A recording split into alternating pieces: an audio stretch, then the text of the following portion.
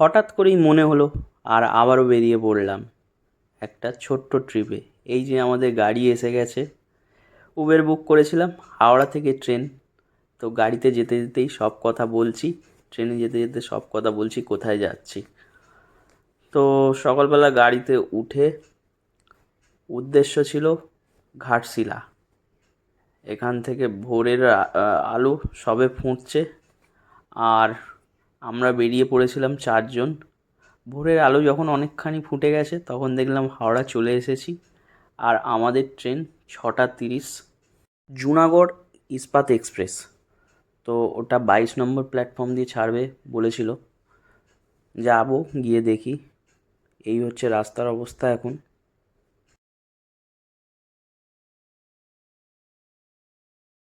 তো উবেরকে টাটা জানিয়ে স্টেশনের ভিতরে যাব, আর স্টেশন থেকে প্ল্যাটফর্ম দেবো।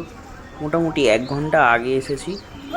আগে এসে প্ল্যাটফর্মে গিয়ে আগে প্রথমে একটু চা খেয়ে নিয়েছিলাম। চা খেয়ে নিয়ে তারপর এগিয়ে গেছি ট্রেনের প্ল্যাটফর্মে ট্রেন ধরার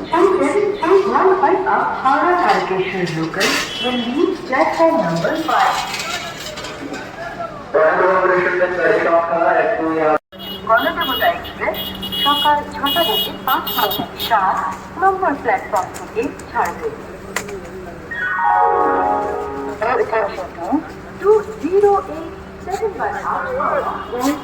অপেক্ষা করতে করতে দেখলাম ট্রেন অলরেডি চলে এসেছে, জুনাগড় ইস্পাত এক্সপ্রেস।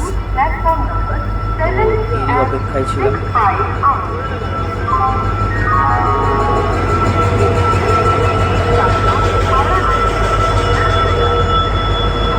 এই যে এখানে লেখাটা দেখলেই বুঝতে পারবেন। তারপরে ট্রেনে উঠেও গেলাম সাথে সাথেই। আর আমি দেখি আমার সিটটা জানলার ধারে পড়েছে, উইন্ডো সিট। সবাই দেখলাম ওপারে 3 জনের সিট পড়েছে, আমার একার সিট এই পারে পড়েছে। তো যথারীতি বসে গেলাম।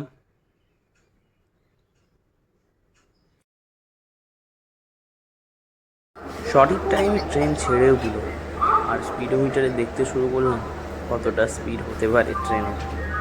জানি খুব বেশি স্পিড হবে না, তবুও দেখার ইচ্ছা হলো। আর এগিয়ে চললাম আমাদের গন্তব্য ঘাটশিলার দিকে।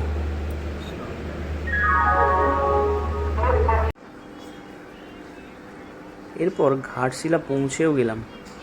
আর সেখানে গিয়ে আগে স্টেশন থেকে বেরিয়ে ভাবছিলাম কিছু খাবো, এবং আবার কিছু খেয়ে দিয়ে নিলাম।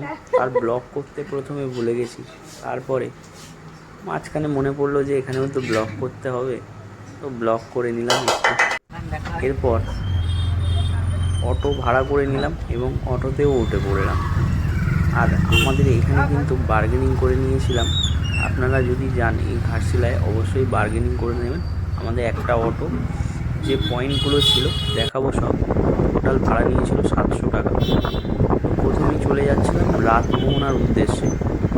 পথে দেখলাম যে হিন্দুস্তান কপার লিমিটেড এখানে তামা উত্তোলন হয়। তো এরপরে সুবর্ণরেখা নদীর উপর দিয়ে যেতে যেতে দেখলাম ওটা কি, তার সাথে ওই সুবর্ণরেখা নদীর ভাইবসটা কি অসাধারণ।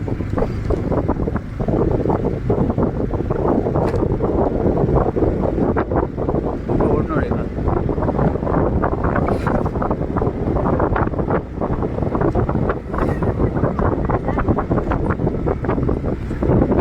তারপর পৌঁছে গেলাম আমাদের প্রথম স্পট রাতমোহনা। তো এই জায়গাটা খুবই ভালো লেগেছিল। সুবর্ণরেখা একটা বৃষ্টির জলে পুষ্ট নদী, তাই বর্ষাকালে এর আসল রূপ দেখা যায়। স্রোতের যা শব্দ দেখে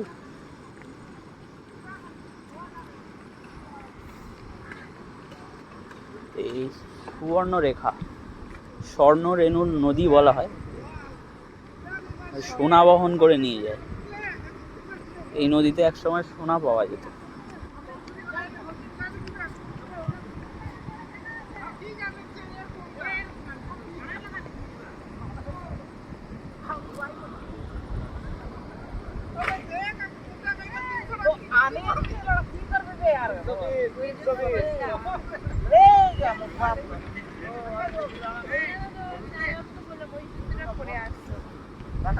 তো দেখলাম কেউ মাছ ধরছে, কেউ ওখানে এমনি ঘুরতে এসেছে, মজা করছে।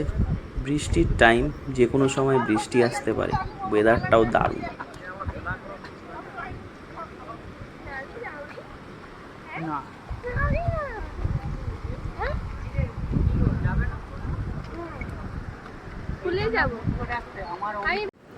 অনেক ভেবে চিনতে জলে নেমেও গেলাম, যে বাঁধের উপর দিয়ে জল যাচ্ছে সেটাকে টপকে ওপারে যাবো কিনা সেটাই ভাবনা চিন্তার মধ্যে ছিলাম, কিন্তু সবার জোড়াজুড়িতে আমিও চলে গেলাম জুতো খুলে।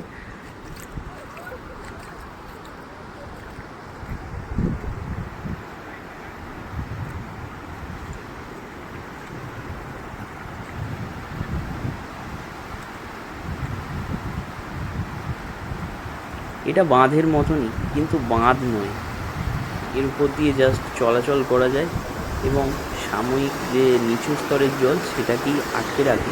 বর্ষাকালে একে আটকানো যায় না, ছাপিয়ে চলে যায়। আর এটা হচ্ছে শুধুমাত্র গ্রীষ্মকালে যখন অল্প জল থাকে তখন এই নদীতে কিছুটা জল আটকে রাখার জন্য সেই বাঁধ এটা।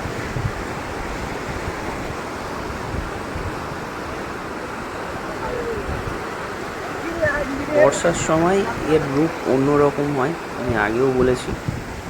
আর এখানে যদি বর্ষাকালে আসি তবেই এর অনুভূতি পাওয়া যায়, না হলে অন্য সময় শীতকালেও আমি এখানে এসেছি, ওই যে সেই দেওয়া রূপ আছে আমি ওইগুলোর কিন্তু মধ্যে দেখতে স্রোতের পাইনি। টানে মাছ এই যাবে, মাছগুলো এখানে সুবর্ণরেখা নদী, তো সেটাই দেখাচ্ছি। বুঝলে, এটা বাঁধ, এইটা বাঁধের এইখান থেকে জলটা এইভাবে ঢুকছে। একটু বেশি করে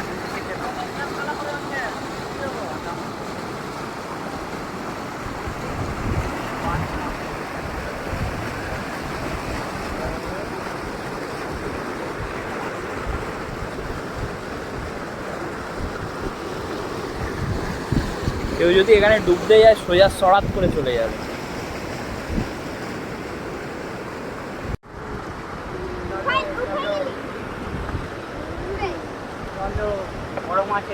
আর একটু বেশিক্ষণ থাকার ইচ্ছা থাকলেও থাকতে পারলাম না, কেননা বৃষ্টি এসে গেছে।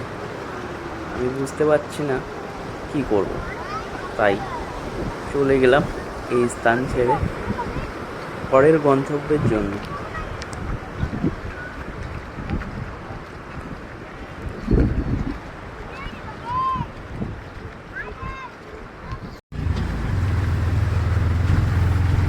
কি রূপে শুধু বৃষ্টি হচ্ছে দেখুন আপনারা, কি রূপে বৃষ্টি হচ্ছে। এই যে এই এরপর এসে পৌঁছালাম গৌরীকুঞ্জে। এটা হচ্ছে বিভূতিভূষণ বন্দ্যোপাধ্যায়ের বাড়ি। তো এখানে ভিডিও করা নিষিদ্ধ ছিল, আমি জাস্ট সামনে গিয়ে সেটা দেখতে পেলাম এবং রেখে দিলাম। তো এখানে আমি কিছু দেখাতে পারবো না, পরের ভিডিওতে অবশ্যই অন্য স্পট দেখাবো।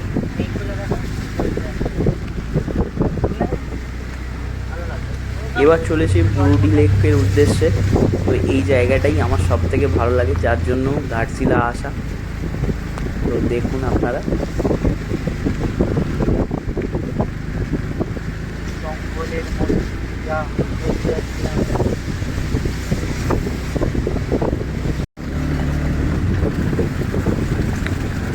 প্রকৃতি এখানে অন্যরূপে বিরাজ করে।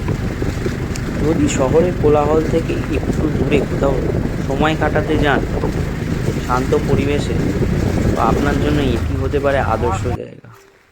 তো অটো থেকে নেমে ধারাগিরি ওয়াটারফলস দেখার জন্য গাইড চলে এলো অটোমেটিক আমাদের এই যে সাথে। আমাদের গাইড যাওয়া যাক।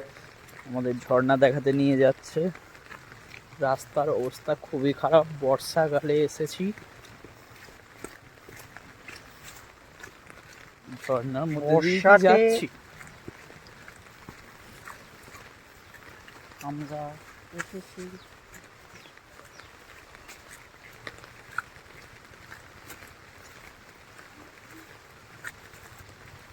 এই ঝর্ণার নাম কি ভাই? ধারাগিরি। খুব সাবধানে দেখে, হ্যাঁ সাবধানে দেখে আসবে। আসতে ভাই কোথায় গেল, কোথায় গেল? আমিও যাবো তো। আয় আয় আয় আয় আয় না। আহা, এই প্রকৃতির মাঝে এটা সবেমাত্র অর্ধেক রাস্তায় এসেছি, তো বাকি অর্ধেকটা দেখাবো পরের ভিডিওতে। এমনিতেই ভিডিওটা অনেক লং হয়েছে, তো আজ টাটা।